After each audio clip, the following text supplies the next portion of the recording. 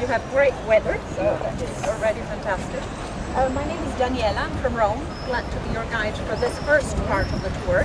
Then you will have a second part that includes the Palatine Forum, and that will be done by another guide. I'll give you the information by the end of our tour. Anyway, we start quickly introducing the Colosseum from outside before we walk in. And one important thing that we want to focus on is the reason why the Colosseum was built in Rome and why exactly here. This area was, at the time of Emperor number 5, the famous Nero, the gardens of his golden palace, his golden residence. And if you would be standing here in Nero's time, so Nero's reign goes from 54 to 68, these are the years. If you would be standing here in those days, you would see here an artificial lake instead of the Colosseum. But Nero, as you know, was not one of the kindest emperors we had. So at age 31 only, he will be the victim of a conspiracy. He will be forced to commit suicide. As soon as he disappears, the new dynasty of emperors that are the Flavian dynasty, 3 emperors in a row, Vespasian, Titus, and Domitian, father and 2 sons, that rule over Rome for nearly 30 years, they will decide to show the people of Rome that they are completely different from the tyrant that had preceded them. So they want to erase the memory of Nero from history. This is why they start erasing his name from any inscription. They change the features of every statue representing Nero, and they cover all of his private buildings of the Golden Palace with dirt, using them as a solid base for new public structures to build on top. Here, in the gardens, they transform it into from being the paradise of a tyrant, we could say, they want to transform it into the paradise of the Roman people, simply to show everyone that they can love their emperor from that moment on. So they drain the lake that was here, and in the hollow space that remains, they start the foundations of the grandest amphitheater ever built in the Roman Empire. Now, how do they build it? Using, of course, the work of their best engineers and architects, but all of the manual work was done by prisoners of war. In this case, prisoners of war came mainly from one area, that was the Judea, Jerusalem, because Titus, the second emperor of the Flavian dynasty, had just finished the first Judean war. So from Jerusalem in the year 70, he brings back to Rome enormous amounts of gold, silver, but especially many prisoners. All of them will end employed in the Colosseum, the construction of the Colosseum that starts in 72. Imagine that they need only 8 years to achieve this immense structure. And in the year 80, they will give 100 days of feasts to inaugurate the Colosseum. The historians even tell us details about those inauguration days, saying that during the games, 5,000 wild animals were killed. Now, the structure today is a little confusing when we look at it, because we see 4 wide arches in the center, black arches on the left, and brick arches here on the right. Outside, it was entirely built in travertine, newspapers. So what we should imagine is the Colosseum all the way around, built in white travertine as the 4 central arches. The black arches all the way to the left are blackened by pollution, since the Colosseum was never entirely cleaned. Now they have restarted restoration works, so we might see it cleaned sooner or later. The bricks on the right are, as you can tell on the second level, a reconstruction done under Leo XII, so about 200 years ago, simply to hold up the facade that was just about to collapse. Now, what you should imagine it like in ancient Roman days is all white and all the way around. It was this outer wall went all the way around. That missing part where you see it lower has collapsed and disappeared. But imagine it like this. Second and third levels were all decorated by statues representing the various divinities of the pagan Roman religion, while ground level arches were all used as entrances. 80 gates all around the Colosseum, granted that 70,000 spectators, that was the maximum capacity, could enter in about an hour time, which is, according to the standards of our soccer stadium of today, is quite miraculous. But the fact that they could enter at the same time meant that people were subdivided through the various entrances according to their social class. In fact, the seating in the Colosseum reflected the stiff division of the Roman society. So if you were an important person, you would sit down close to the games. If you didn't count much, you would go all the way up to the top. How would they tell where to enter? Tickets were given out with the name, the number of the gate that they could take. And those numbers of gates are still very visible on top of every arch. Don't look at the brick ones that are new, but the clear ones, you can see that we are in the section of the 50s, where L stands for 50 and then the single ones. Then, one more thing is about the fourth level, all the way to the top. You can see that above the square windows you have platforms sticking out. Those platforms correspond to square holes in the cornice that you can't see from here, but if you go closer and you remember to look up, you will see how each platform corresponds to a hole up above. So you can well imagine wooden poles standing on those platforms and going through the frame above to form a solid crown over the Colosseum. The crown was simply the support for a splendid awning that was meant to give shade to the spectators inside during sunny days of Roman summers when temperatures are extremely high. How would it work? The awning was made of 240 stripes of fabric, the same as the sails of the ships, and they were attached to the wooden pole on one end and to a metal ring in the middle. That metal ring, through a system of ropes, was lifted up, suspended in the air with all of these stripes of textile, of fabric. It would be a velarium. In the center of that ring, let's say, the open space granted hot air to race and create ventilation inside, which was very much needed, not only for the heat. Imagine also what the smell must have been like back then. Animals, the blood of the many games, so plus 70,000 people in the entire day. Toilets, 144 public toilets were built inside. Bene, I think we can go. Yeah. Andiamo. I will need.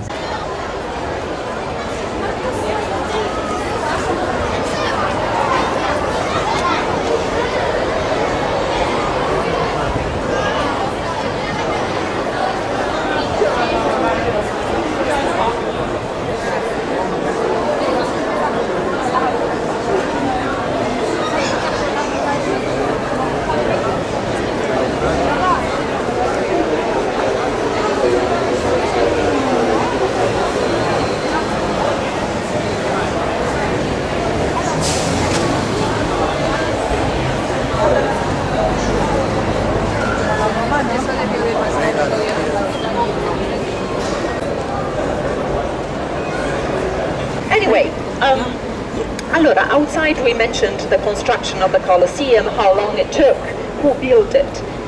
Inside we realize that first thing, the structure here is completely standing. Look at the vault, how high it is. And imagine that 4 more levels are over our heads.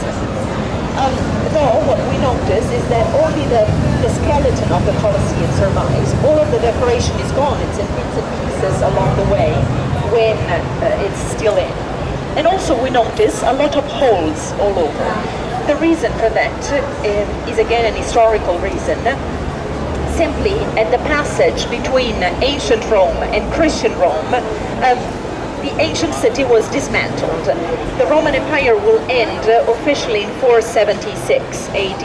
And in that moment, slowly, the city passes in the hands of the popes that are the new emperors, the new kings of Rome, for a very long time, until 1870, when finally Rome will be conquered by the troops, the Italian troops of Garibaldi. Are we extend? No, that is a different war. See. So for that long time, ancient Rome was considered pagan, useless. Nobody was using the Colosseum anymore, Circus Maximus. Nobody was living in the palaces of the emperors anymore. So slowly the popes and people working for them start dismantling ancient Rome to recycle those materials in the new structures that are showing everyone the new power of the church. Therefore, they will build with the remains of ancient Rome 400 churches downtown, apostolic palaces, cardinals' residences, and so on. One building, I'm sure you're going to visit St. Peter's Church. When you're standing in front of St. Peter's Church, remember that all of that white travertine forming the facade entirely comes from the outer ring of the Colosseum. And that is only one of many buildings, but that for sure everybody visits. Now, why the halls? The halls were created in the early Middle Ages, when people started needing metal desperately. Careful, there is a wheelchair going by. When in the early Middle Ages people start needing metal to make their weapons, for the new purposes, and they had lost many of their skills in Middle Ages, then it's the moment to start searching for old metal. And they understand that most of the Colosseum had been built with what the Romans called the dry technique. No cement. Between those blocks of stone, there is no cement. Cement was only used for bricks, for keeping the bricks together. The large blocks of stone were kept together with metal clamps. No, we don't have any block close by here. In fact, you can see how it was fixed the base with, you see these holes. Then the metal clamps had been inserted in the base, and then the column would be placed above. The same happened for the walls. So in Middle Ages, they come with hammers and chisels and they take it all out. They make the Colosseum extremely weak, and so during the frequent earthquakes that we got, part of it collapsed. This is why today it has that strange shape, higher on one side and lower on the other. The lower part is where the two rings, the first and the second collapsed, and all of the material was recycled. Remembering that I should tell you that the second part of the tour is at 1 o'clock, so you have time for a little break between the time we finish and the time you start again with the Palatine. Excuse me, can you repeat that? I couldn't hear. Yes, I'm sorry, the kids are noisy. I was saying that the second part of the tour, the Palatine and Forum, if you wish to go, you're not forced, but it's part of the package, will start at 1 o'clock from the exit of the Colosseum. I'll point it out shortly. You need to be outside of the building, outside of the exit at 1 o'clock, and there you meet Jonathan, who's a British guide, and he will take you through the Palatine and Forum. 1 o'clock, Jonathan outside of the exit of the Colosseum. Bene, now we can go inside.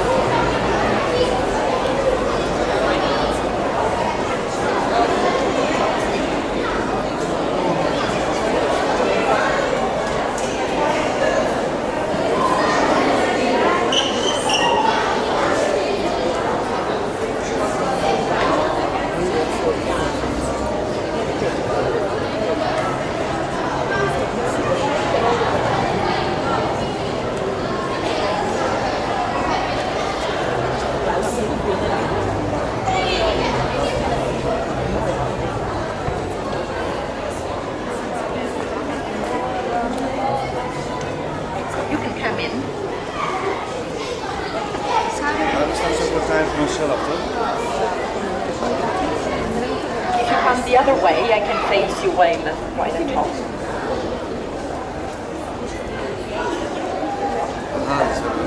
You can also, if you like to sit, you can sit on these pieces of history. Bene. Now, what was the Colosseum built for? It was built, as we said, outside for the entertainment of Roman crowds. The emperors wanted, in giving everyone's free games, free admission to the Colosseum, to the Circus Maximus, to a number of structures that were built for the entertainment of the crowds, they wanted to obtain the favor of the crowds and keep them under control. That was the reason why these structures were existing back then. Remember the saying, panem et circenses, bread and circuses, that is what emperors were offering the crowds. Now, the Colosseum was quite particular because the games were very violent. In fact, we have records, historic records, that tell us that until the 1st century, there was no need for that extreme violence. There was no need for every gladiator to die in every game. That came right after the construction of the Colosseum. So more violence was more and more requested by people. Now, what kind of games would people see in the Colosseum? They were always the same games. Mornings were reserved to animal games, and afternoons they were reserved to gladiators fights. Do you mind if you go a little bit so you feel better facing everyone? Thank you.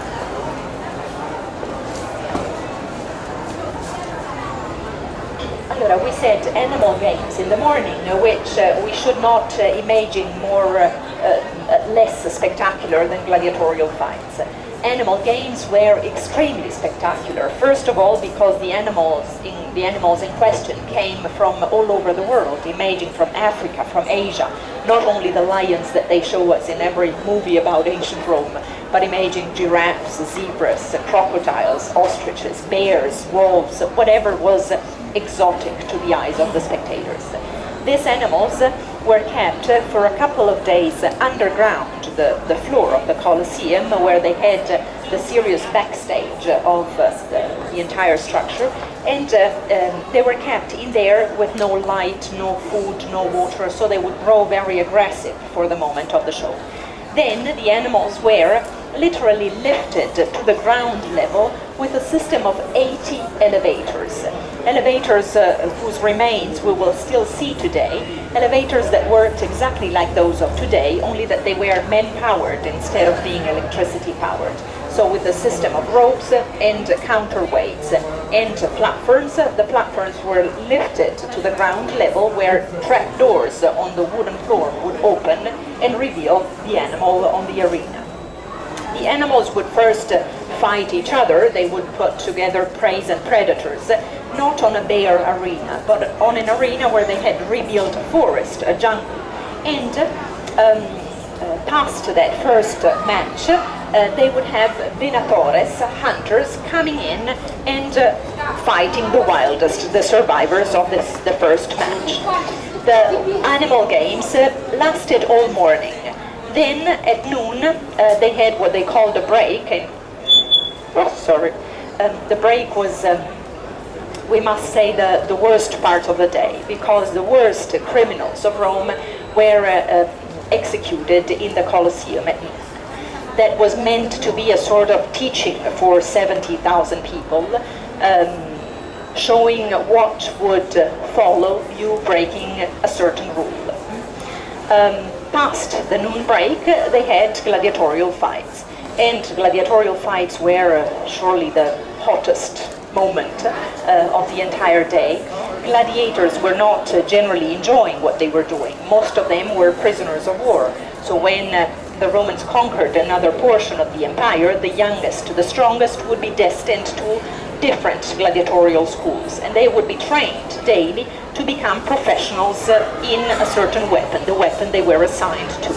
And then directors of such schools were renting the gladiators out to various amphitheaters to make money on that. So it was a very interesting business for many, because the historians tell us that Rome had in the 1st century AD 4 schools of gladiators, but the entire empire had over 100. So it was one of the main businesses for the time. Now, gladiators, the name gladiator simply means the carrier of gladius, the most famous Roman sword. But that was only symbolic, because, as we said, they were assigned to different weapons. Then, about gladiators, we know many details, because the historians have described the games in every game in particular. So we do know, as an example, that gladiators didn't fight very often, which is kind of surprising for what we generally think. They fought 4, maximum 5 times per year, which means that even when they were strong, they would win all the games. Anyway, after a game, they were so severely wounded that it would take them months to recover, to be strong again for another fight.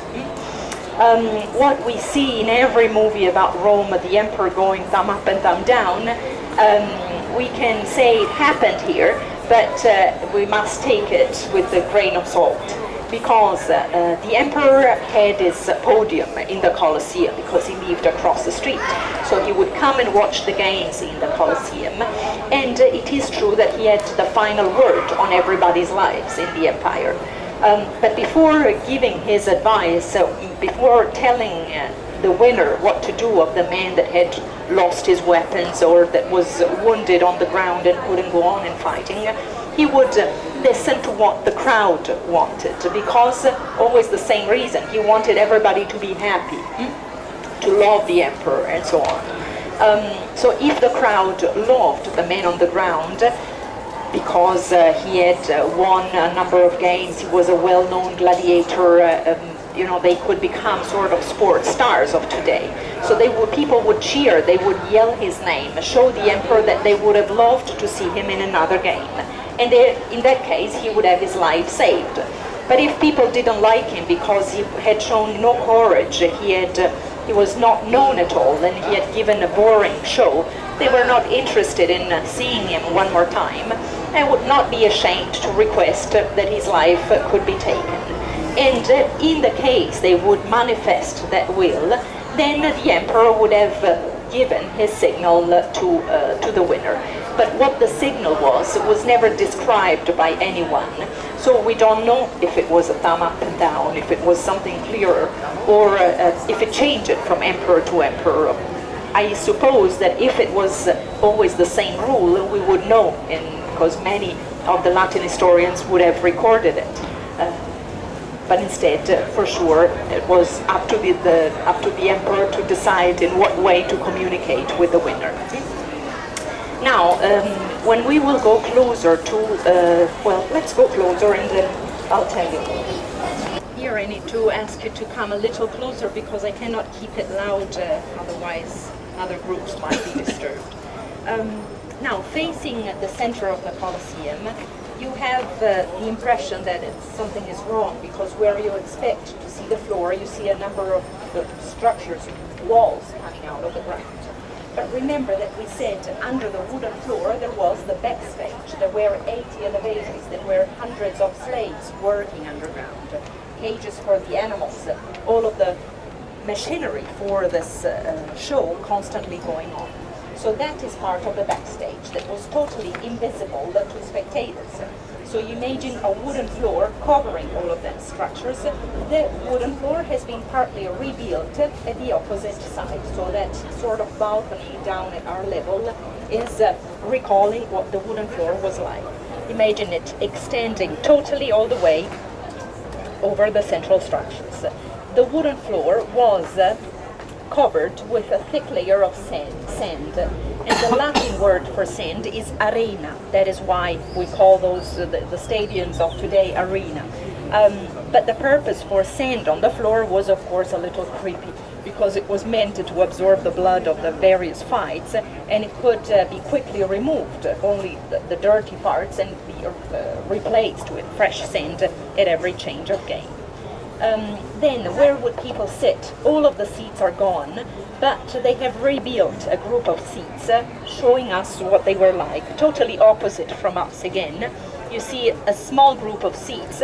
They mixed original marble stones with modern bricks. And to tell you what is original from what's not. But imagine those same seats extending all the way to the very top and going all the way around. That was so it looked very much like a modern stadium today, or vice versa. you see also that the seats have a vaulted gallery underneath. If you look to the left of the seats, you see that there is a gallery. If you consider the seats coming all the way around, you realize that so far we were walking in that gallery, so we would be indoors in Roman games. From here we would have no view over the games.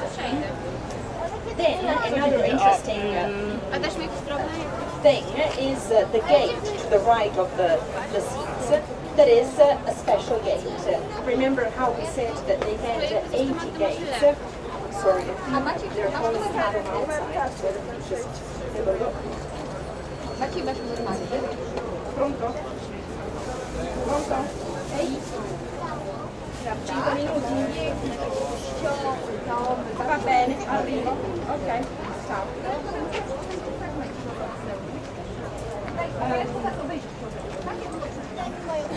So out of the 80 gates, that is the most peculiar gate because it is called the funeral door, the gate of death. It was basically the exit for all of those gladiators that would lose their life during the game. So they would be taken out on a funeral procession through that specific gate.